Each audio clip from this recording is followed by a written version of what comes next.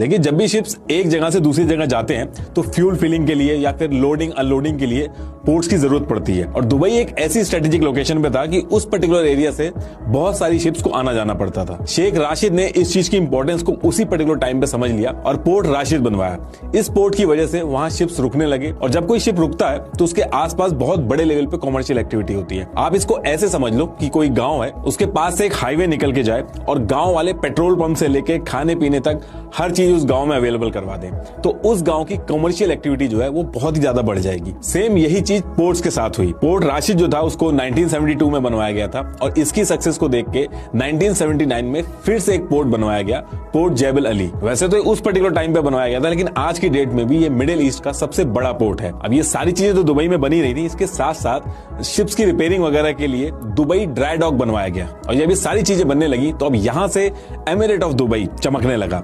जब बाकी देश तेल के पैसे से बड़े बड़े महल बना रहे थे, तो उस टाइम पे शेख राशिद की सोच एकदम अलग थी। और इसके कुछ टाइम बाद ही एक ऐसी चीज की गई जो किसी ने एक्सपेक्ट नहीं की थी। ऐसे टाइम पे जब सारे पोर्ट्स रेडी थे दुबई में, शिप्स खूब आ रहे थे, तो पोर्ट पे पैसे और बढ़ाने की बजाय शेख राशिद ने अनाउंसमेंट कर दी कि दुबई का port Jebel Ali commercial free zone है।